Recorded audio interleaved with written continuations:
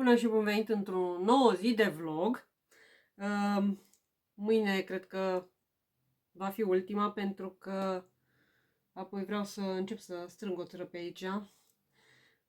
Dar mâine vreau să vă arăt și lucrările acelea pe care le-am pus în turnul sfatului și o să le și pozez și o să le postez pe site.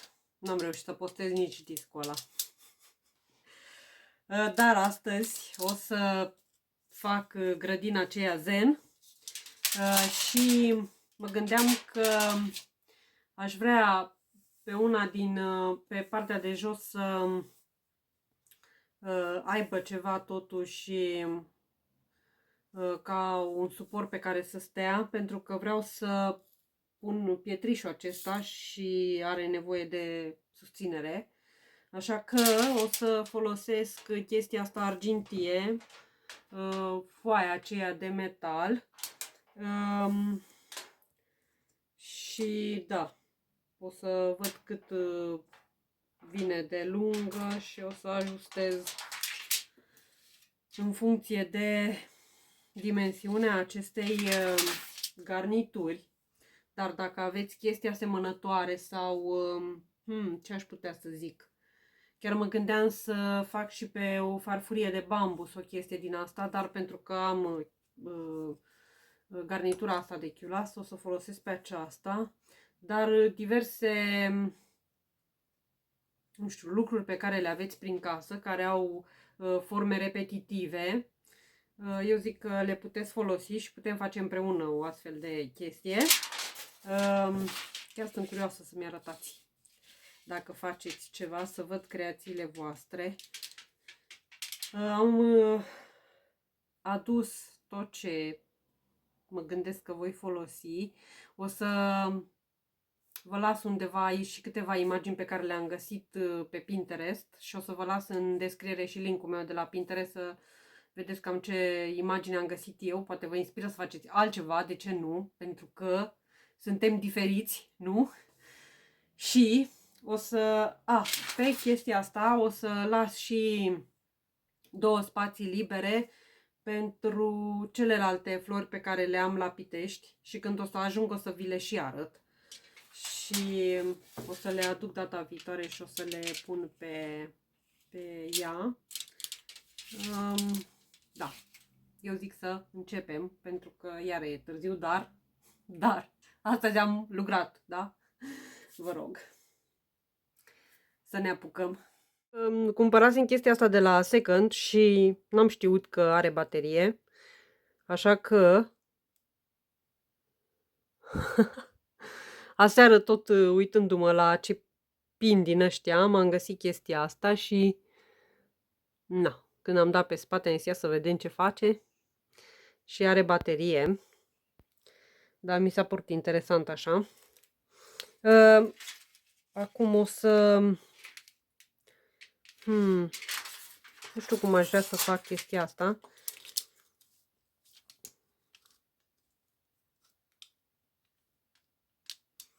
Cred că o să pun așa, problema e că aici nu va avea susținere, dar cred că voi lipi partea asta.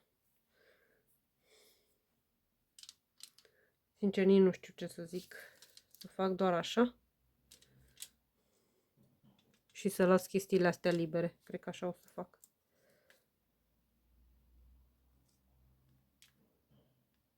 Ok.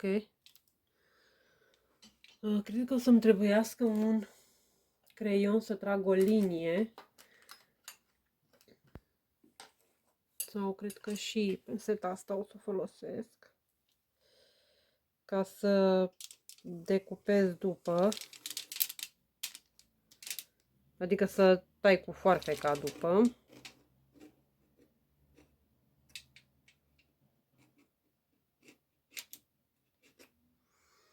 Ok. Și după aia mai vedem.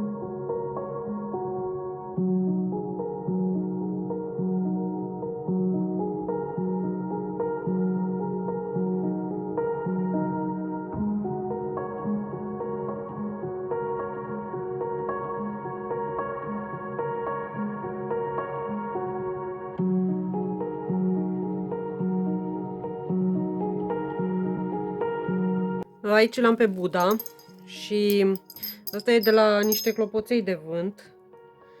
Avem și celălalt, că mi se rupsese chestia asta. O să tai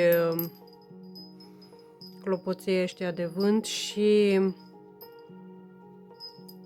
o să-l pun pe el aici undeva. Adică totul va fi... voi face în jurul acestui Buddha. Nu cred că mai am alt Buddha. Sau alte chestii, fântânii și alte nebunii. Ok.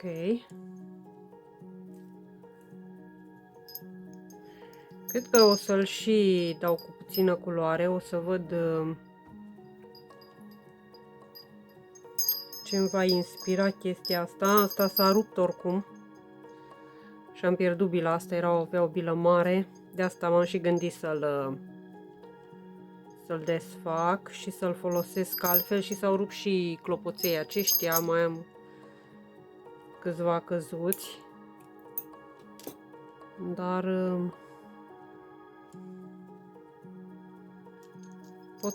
putem folosi, chiar dacă s-au rupt, le putem folosi în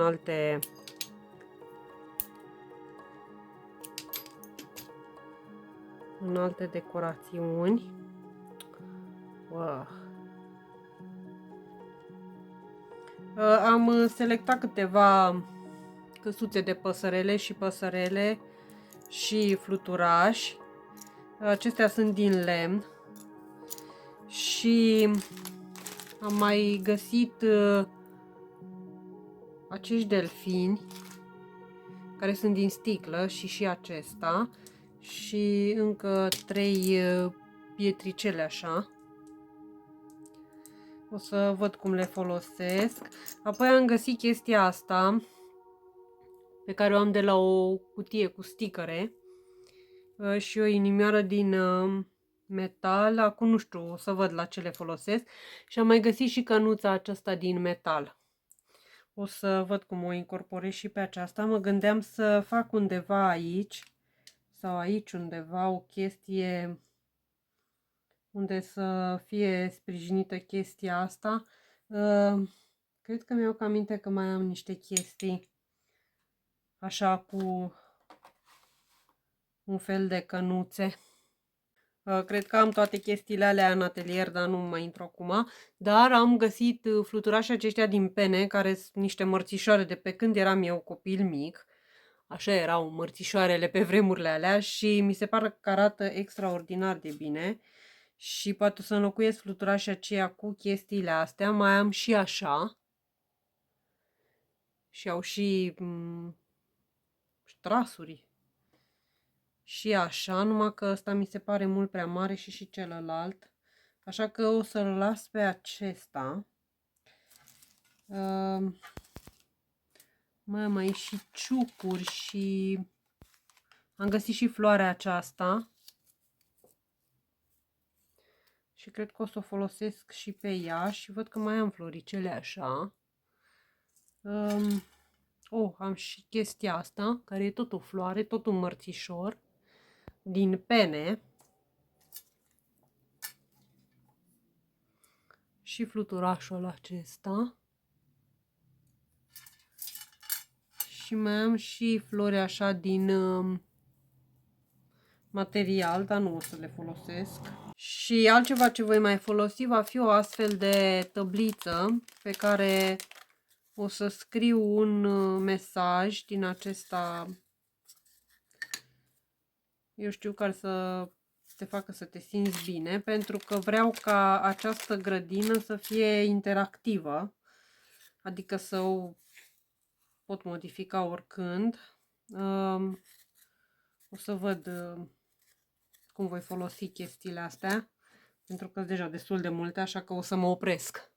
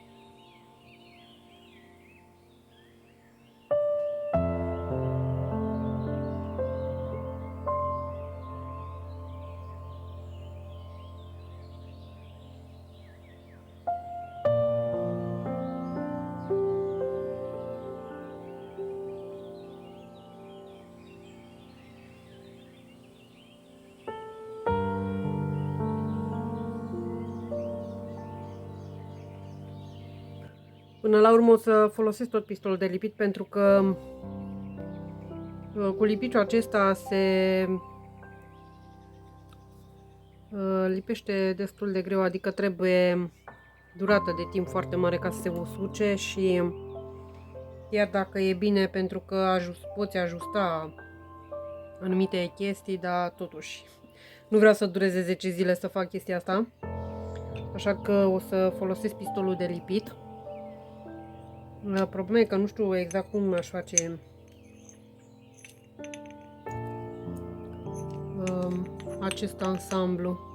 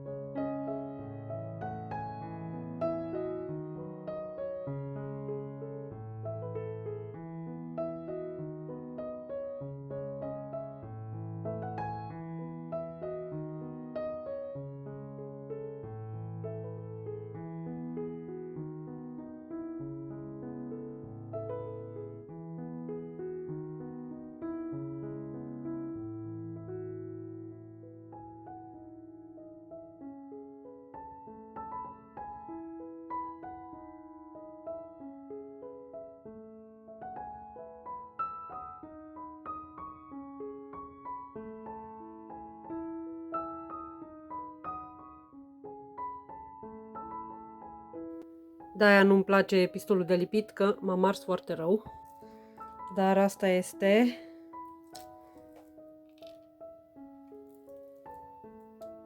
Dar oaie, nu m-am mars niciodată cu pistolul ăsta așa de rău.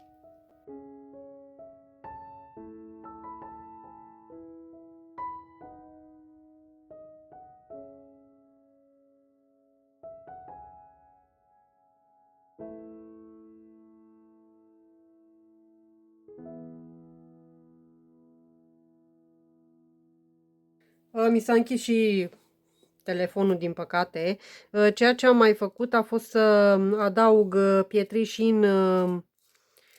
în celelalte goluri dintre... Opa, aici s-a prins. Din celelalte goluri din această garnitură. Mi s-a părut așa mai ok, mai un fel de grădină din aceea zen, dacă aș pune pietriș peste tot. Era fain dacă aveam nisip, dar nu am găsit nici la Jumbo. Eventual să... Nu știu de unde aș putea găsi un nisip din ăsta mai finuț așa. Dar mă gândesc că aș și pune iarbă pe aici, pe margine. Nu știu încă dacă să fac chestia asta. O să termin de pus în orice caz nisip peste tot, pietriș. Și apoi m-am gândit să fac un fel de decorațiune cu aceste două biluțe și cu căsuțele acestea de păsărele, ca să nu concure foarte mult cu acest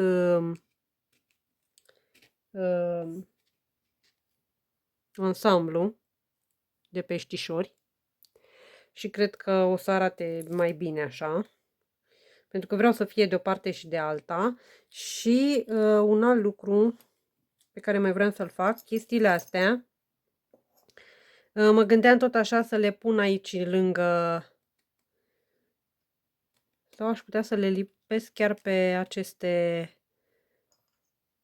zone rotunde. Sau de o parte și de alta. Cred că mai bine ar fi așa. Și nu știu ce o să fac cu biluțele acestea. Mai am niște biluțe, cred că? Sau? Le-am pierdut?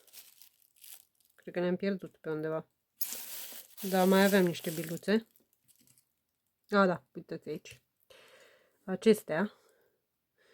Și tot așa le-aș și pune pe undeva, eventual de aici, așa. 2, 3.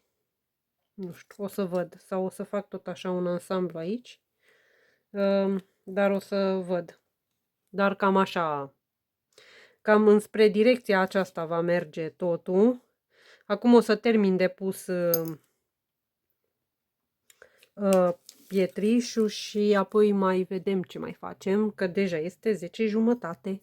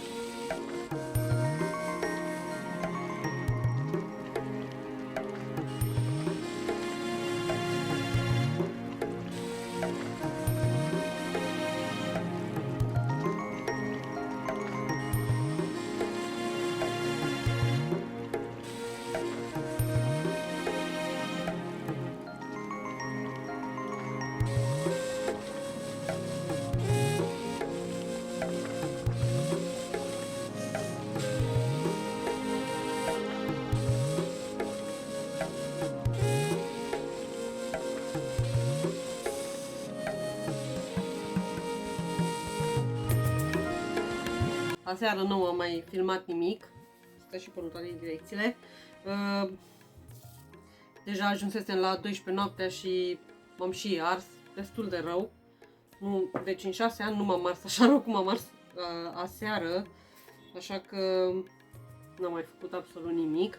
Dar vreau să termin acum și Sper că mai rămâne lumina zilei ca să vă arăt și lucrările acelea și să le și fotografiez, pentru că vreau mâine sau seara asta sau mâine să le și pun pe site.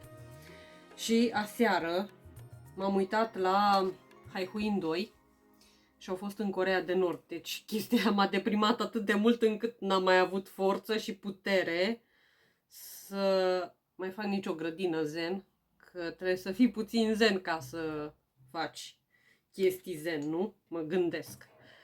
Așa că n-am mai făcut nimic. După cum vedeți, vecina bubuie, că s-a gândit ea că e momentul. Și așa că o să continui. Sper să termin destul de repede și să mă apuc și de lucrările acelea. Da. După cum vedeți, am pus pietricelele acestea și cred că o să mai pun. Pentru că m-am gândit că e așa ca o apă care înconjoară nisipul acesta. O apă care ar curge de aici, din această, de la această statuie cu Buddha. Și pietrele astea dau așa un fel de luciu al apei. Așa că o să mai lipesc pietre din astea și apoi pe margine o să pun iarbă, că îmi place cum dă așa verde. Și după aia mai vedem ce mai punem, pentru că nu. Vedem unde duce toată chestia asta. Trebuie să găsesc acele ramuri la Pitești și mai vreau să mai fac o chestie, să am sârma asta înalt, aceasta de cupru, care e destul de lungă și mă gândesc să fac aici ceva forme, încă nu știu, dar vreau să pun și chestia asta, pe care să scriu eventual săptămânal câte 2 citate sau ceva, pentru că vreau să fie cât de cât interactivă toată această grădină și, sincer, mai mult de atât ce pun, nu știu dacă, oricum tot ceea ce lipesc nu voi mai putea mișca, deci nu știu ce o să vreau să fac interactiv, așa că mă gândesc pe parcurs, dar tablița aceea va fi una din chestiile pe care o să le fac interactive și apoi mai vedem.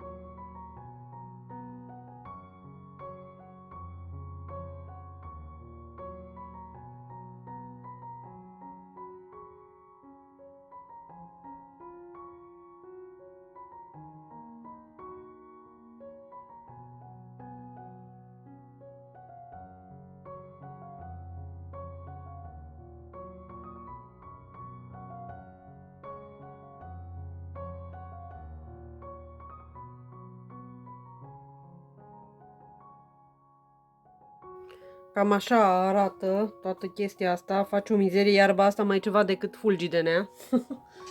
Așa că, da, trebuie să aspir de fiecare dată când folosesc. Mă gândesc să fac o cutiuță de plexiglas și să o pun pe un suport și apoi să acopăr cu cutiuța aceea cu capacul acela de plexiglas, pentru că dacă se prăfuiește nu prea pot să o curăț de praf. Nu știu, mă gândesc că e un praf destul de mare în toată țara, așa că mă gândesc că o să o acopăr cu ceva și eventual când vreau să mă relaxez o să iau capacul acela și o să văd ce mai fac pe ea. Deocamdată vreau să pun aici lângă Buddha niște petale din acestea de floare și asta o să și fac, pentru că pe ele vreau să pun, am o căniță din metal, aceasta, și vreau să o pun aici pe aceste flori. Nu cred că o să o lipesc, poate o să o și mut, pentru că trebuie să fie chestii micuțe ca să poți să faci, să fie așa interactiv, și așa mai mare nu știu ce aș putea pune.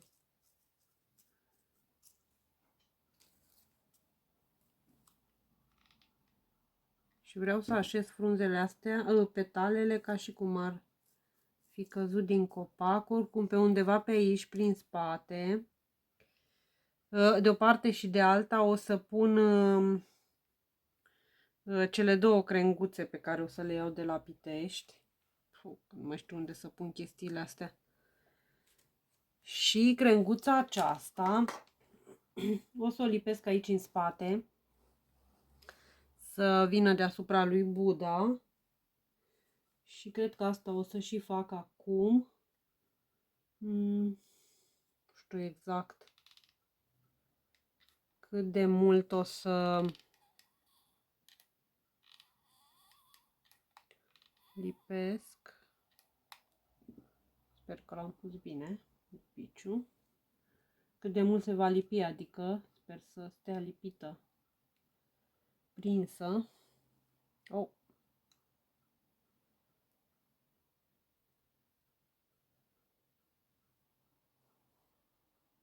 Ca să și vedeți. Sper să stea lipită chestia asta. Iar cănița o să o pun aici.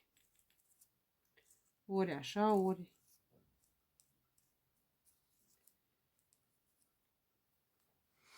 Așa. Un alt lucru pe care îl mai vroiam să-l fac. Nu știu dacă voi pune nuferii aceștia.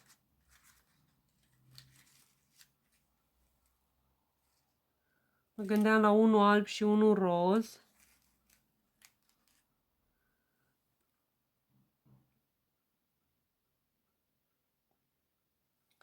Dar voi vedea. Vedeam că acoperă chestia aia, dar oricum acum după ce am pus iarba, parcă nu mai arată așa rău tot ansamblul ăsta. Și vreau să mai lipesc o căsuță aici jos pe iarbă.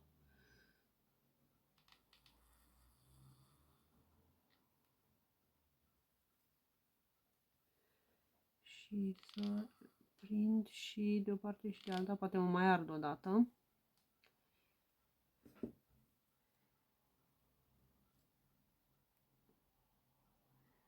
O căsuță din aceasta roz, pentru că rozul acesta pal îmi induce așa o relaxare în timp ce fac, așa că mă gândesc că o să fie ok. Un alt fluturaj din ăsta aș mai lipi, dar sincer nu știu unde. Iar aici vroiam să fac niște decorațiuni, tot cu bilele acestea, dar cred că e prea mult. Acum, uitându-mă, cred că e prea mult. Vreau să pun undeva și trandafirul ăsta.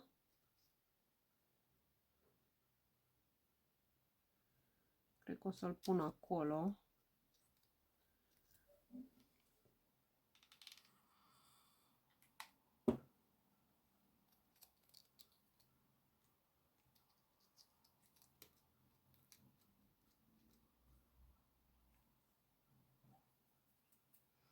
Și un fluturaș pe el.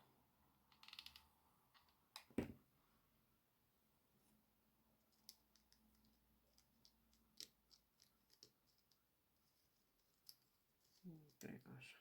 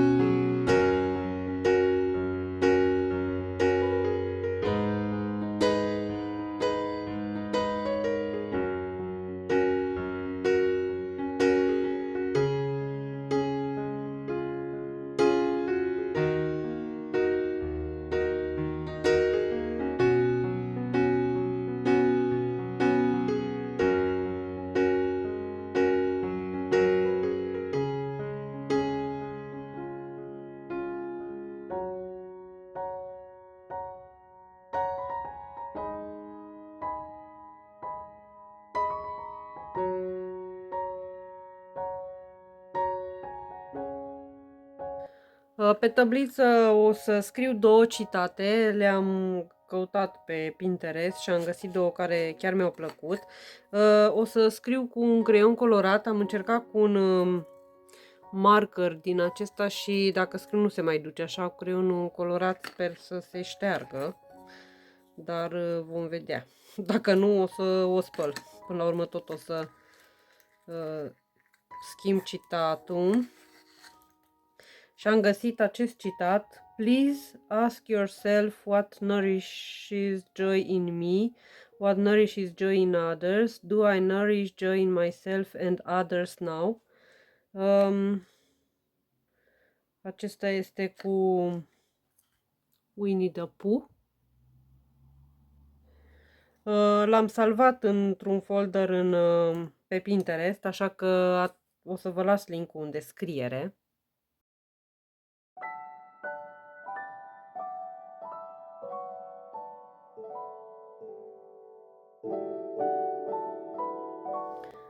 Pe partea cealaltă o să trec un citat de la Jon Kabat-Zinn, cred că așa se cheamă.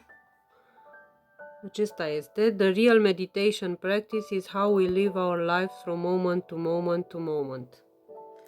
S-a părut foarte puternic chestia asta. Așa că, sincer, nu prea îmi place cum scrie creionul ăsta pe tablița asta, dar până găsesc o cretă ceva sau nu știu ce poate să scrie mai ok ca să înțeleg și să fie și cât de cât puternic.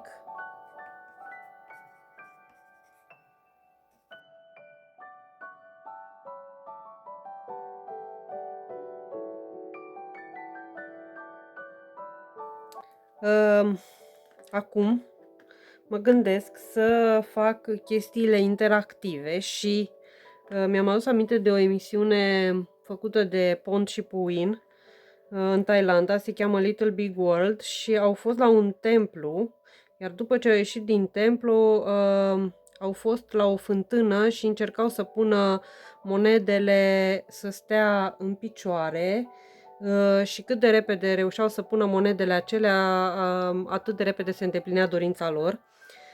Așa că eu nu m-am gândit să folosesc monede, ci o să folosesc aceste bile, chestii pe care o să încerc să le pun pe aceste bețe din metal, deși dacă intră, da, ok. Și o să încerc să le pun să fie cât de cilindric. Și toată chestia asta ar trebui să fie ca o meditație, așa. Zic eu, apoi. Pentru unii poate nu e meditație, poate e stres. Ok. Și, de exemplu, dacă mă satur de chestiile astea sau vreau să le schimb, m-am gândit că o să încerc să pun aceste flori. Din păcate, chestia asta este destul de mare, așa că nu o să fie chiar foarte aproape. Sper să și vedeți și să înțelegeți ce fac. Și o să încerc să pun aceste flori pe mijloc.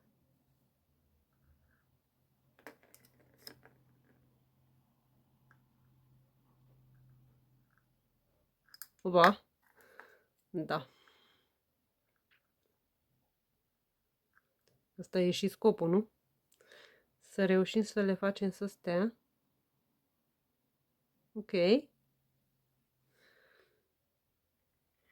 Și chestiile astea o să le pun de o parte și de alta pe aceste margini. Și pot fi interactive. O să mă mai gândesc și la alte modalități de a schimba toate florile acestea și bilele. Poate reușim să, nu știu, să venim și cu alte idei. Dacă aveți alte idei, puteți să-mi scrieți în comentarii.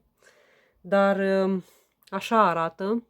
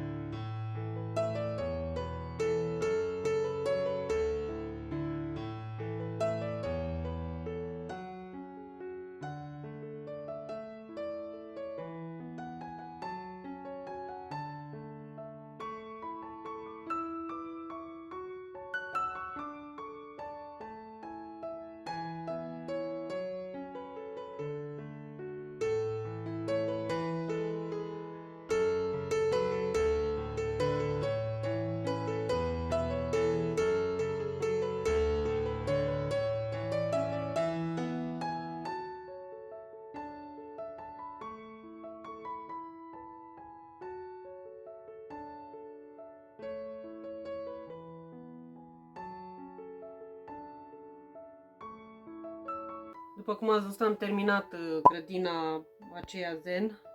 Ce e pe aici, nu vreți să știți, plin de iarba vieții. Asta este. Am văzut că s-a încălzit afară și deci s-a încălzit și în atelier, așa că când mă întorc de la Pitești o să mă mut cu totul în atelier, că deja m-am săturat să tot fac curat pe aici tot timpul după ce fac treabă.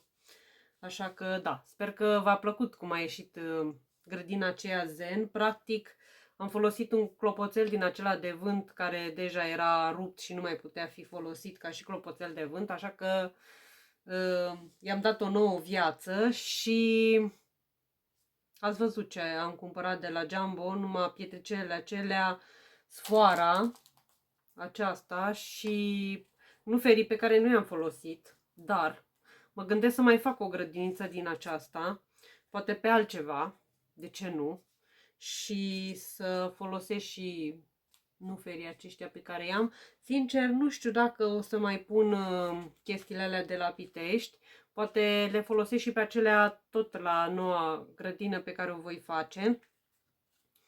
Sau noua chestie pe care o voi face, voi vedea ce iese, dar puteți să folosiți tot ce aveți prin casă și chiar dacă este rupt, poate vă gândiți să-i dați o altă viață sau un alt scop al acelui lucru. Eu zic că a ieșit ok grădinița mea. Ce părere aveți? Să-mi lăsați în comentarii să-mi spuneți dacă vă place ce am făcut. Poate vă inspiră și pe voi să faceți, nu știu, ceva de genul sau, eu știu, orice aveți prin casă poate vă inspiră și dați o nouă viață chestiei respective. Da, clipul de astăzi nu a ajuns unde am vrut. Vreau să fac și lucrările acelea, să le pozez și să vi le și arăt. Cred că mâine voi face chestia asta. Acum o să încerc să strâng pe aici dezastru care este și sper să și reușesc să mai am chef după. Da, complicat cu cheful ăsta. Însă, într-o nouă ordine de idei, mâine o să fac chestia asta cu lucrările, pentru că vreau să le și pun pe site și să pun și ceea ce am făcut în ultimele zile. Nu am mai apucat. Dacă v-a plăcut videoclipul și dacă vreți să mai vedeți astfel de videoclipuri, știți ce trebuie să faceți. Dați un like, un subscribe la canal, m-ar ajuta foarte mult și m-ar motiva să mai fac astfel de videoclipuri. Și noi ne vedem mâine într-un nou videoclip, pentru că apoi săptămâna viitoare plec la Pitești și nu cred că voi mai filma. Însă da, adică nu voi mai filma lucrările pe care le voi face, pentru că nu voi lua mare lucru cu mine decât desenul acela pe care trebuie să-l fac cadou și atât, iar pe acela nu o să-l filmez. Dar o să mai filmez pe la țară sau prin oraș dacă mă duc, chestii din astea mai chill așa, mai pe plimbare. În rest, da, ne vedem mâine și vă doresc să aveți o seară cât mai liniștită.